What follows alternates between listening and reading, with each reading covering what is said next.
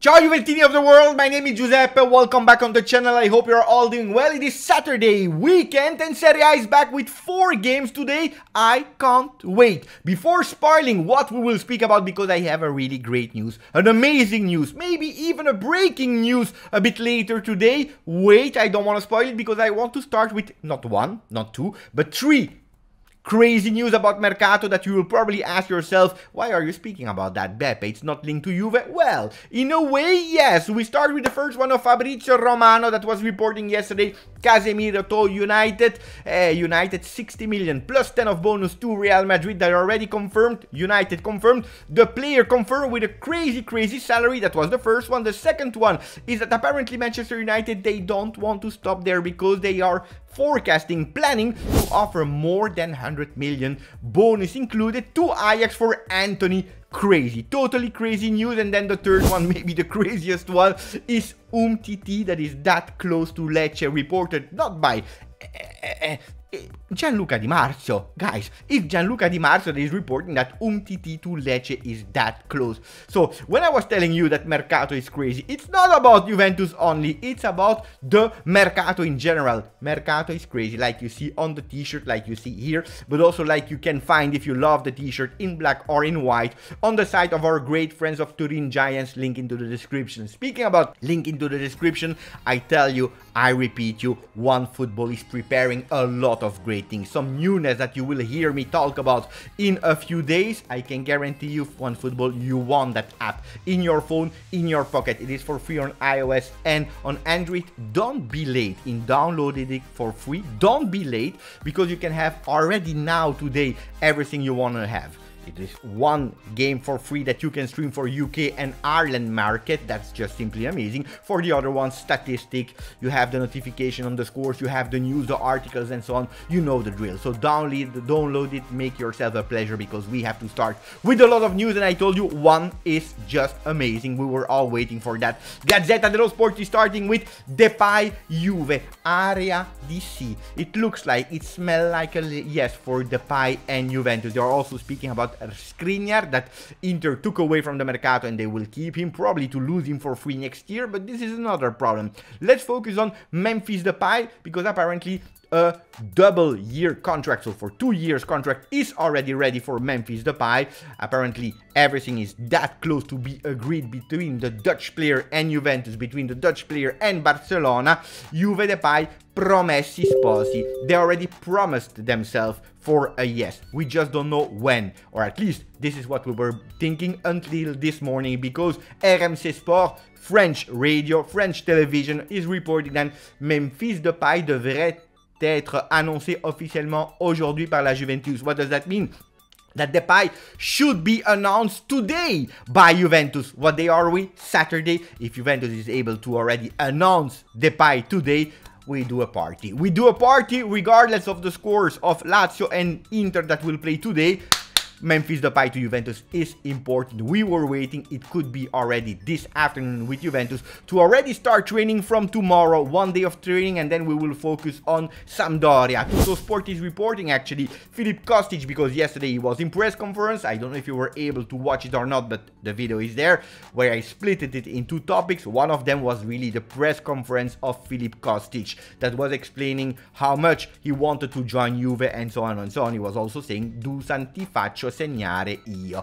Dusan, I will make sure that you will score, and that's what we were wanting to hear from Filip Kostic. Dusan, te la metto dentro i 16 metri. Dusan, I will take that ball and I will put it in the 16 meters so that you are able to score. He was speaking about a lot of things. We see also some tactics there, how he could play ideally at Juventus, and also some words about the fact that he loves coffee. By the way, one of the celebration of Kostic when he was playing at Eintracht Frankfurt with Trapp, his teammate at the time, was to celebrate with the espresso like I have here. Espresso for Kostic. Hopefully espresso will be shown tomorrow or Monday when we will play versus Sampdoria after an assist with Dusan Vlahovic. The problem, of course, as we saw in the ideal lineups of Tuttosport with Filip Kostic in a 4-3-3 or in 3-5-2, is that they are already putting Paredes. Paredes that we were all thinking that could have collapsed.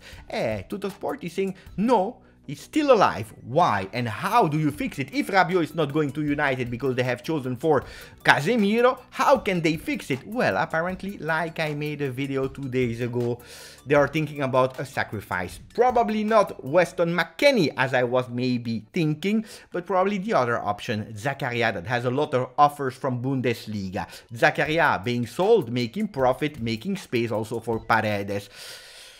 I want your opinion about Zakaria, that apparently until now, even if he played all the preseason games, apparently until now didn't convince fully. You know that I'm a big lover for him.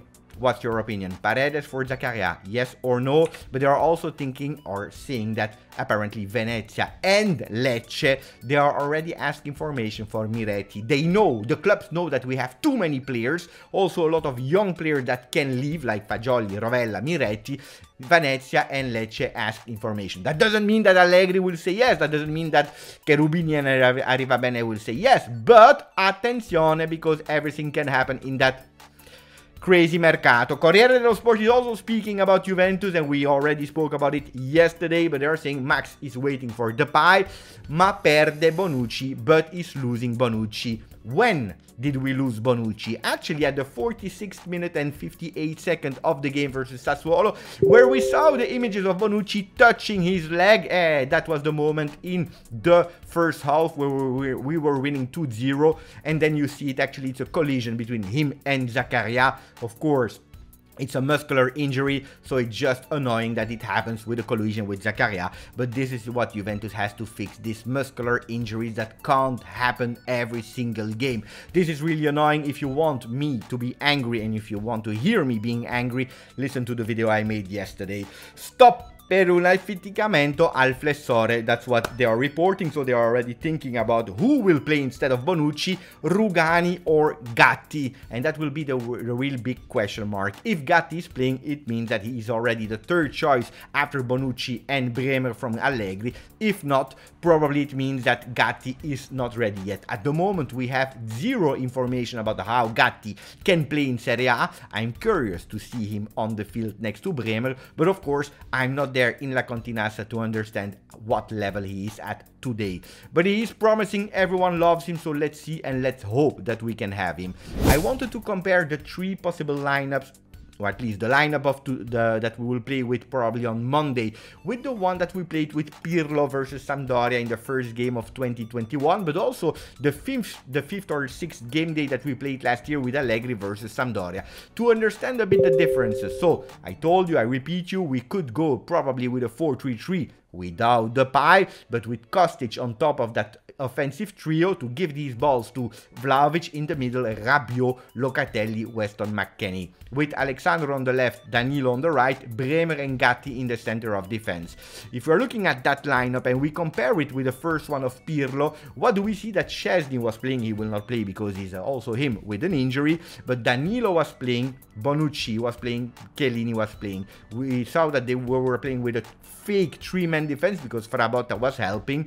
So look at that team, memorizing, and look at the next one, the one of Allegri last year, where he was playing also with Perin in the goal, so Perin, that doesn't change. Quadrado on the right side because Danilo was not there. Alexandro will be there on the left side, Bonucci, De Ligt. So we are changing every single time the defense, also the midfield with Locatelli, Bentancur will totally change. We will not have Chiesa, will not have Bernardeschi, not Dybala, not Morata. A lot of changes versus last year, but my big question, and check the 3 news, you can go back and press pause to understand them, to study them. I want to know, honestly, without thinking about Pogba, Di Maria and all these injured players, the people that can be on the field, which lineup is the strongest one? Because the first one we won 3-0 with Pirlo, the second one we won 3-2 with Allegri. What about that one? I want to know which is the strongest team from the 3 of them. Grazie for following the channel. I repeat you, iOS and Android for free, OneFootball, link into the description. But also, if you love it, black version or white version, Turin Giants, make yourself a pleasure. Beautiful logo, beautiful me on the shirt, and in the back also a beautiful logo of GJustjuve. Grazie, forza, Juve.